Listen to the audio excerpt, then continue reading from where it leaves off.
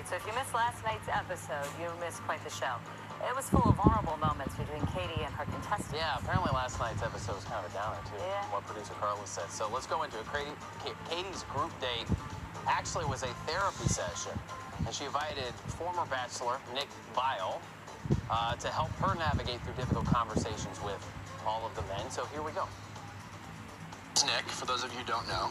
Today's about being truthful and sharing with Katie the things that maybe we're not so proud of. Stories like people who have led women on, ghosting, cheating, someone trying to be, ex-bachelor. All things Katie deserves to know. This is gonna be really hard for me to talk about. Pretty terrified. This is gonna be tough.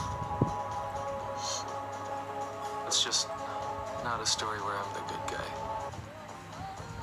Okay, well, ultimately, Connor C. opens up to Katie about a past with alcoholism. Ultimately ended up cheating on a past girlfriend. While Connor says he's not proud of his past and has made changes to be a better man, Katie appreciates his honesty and vulnerability. She gives him the group date rose.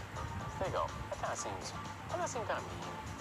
I mean, like, you're gonna have to like revisit all these painful memories just for a stupid rose on national television for a rose. I mean, for what? I don't. I give it a 0. 0.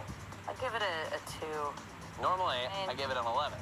Well, at least you wrote on it this time. I got my RE. I mean, you know, it's interesting. They haven't done that before, so I guess it's a 0. Can we get back to helicopter dates and superficial things? Yes, and like making out with each other. Right.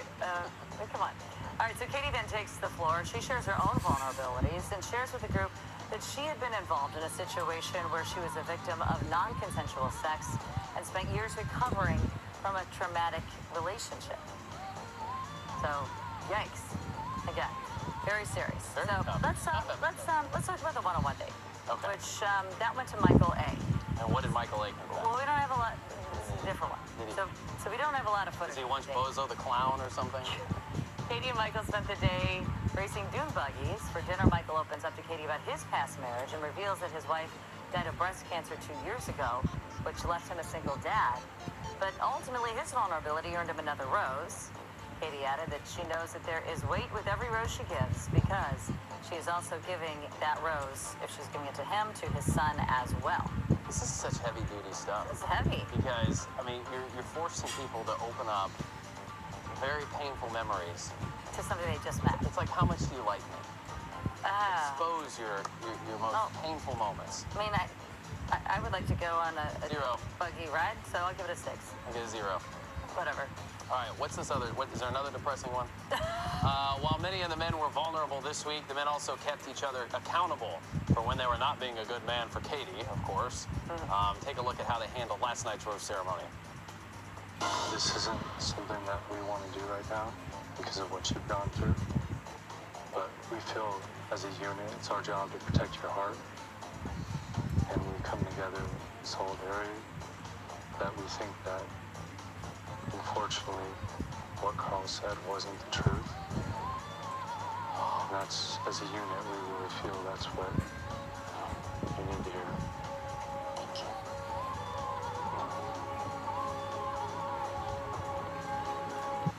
Oh my God. Is that guy that tall? Or is he standing on something? I don't know. Well, for the first time in what seems like all of Bachelorette history, the men unanimously taking a stand against a guy named Carl, who was pointing fingers at other men last week for being there for the wrong reasons. Well, you saw Katie even asked them if that's how they truly felt, and they all nodded their heads. Wow. Golly. People All right. watch this show. This is very, very serious. Huh. So, it turns out Katie did listen to Mike and the rest of the guys. She kicked Carl off, as well as some of the other contestants, Kyle and John. So there's our scoreboard. She's down to 19 men. Hey, Greg's still there. Greg's still there, yep. Yep. Remember they dated last week? They felt like they knew each other.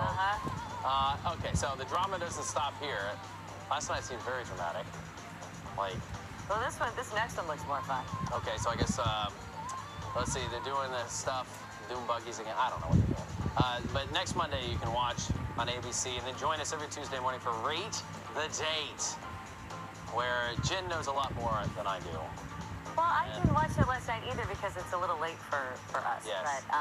But You will have to, you know that Chris Harrison isn't on this. well, I think most people do. This was news not even in the Bachelor Nation, as they call it. It was news all over the place. In the back of my mind, I thought this is his last season. He won't be back next season. He's gone completely. Yeah, he's gone.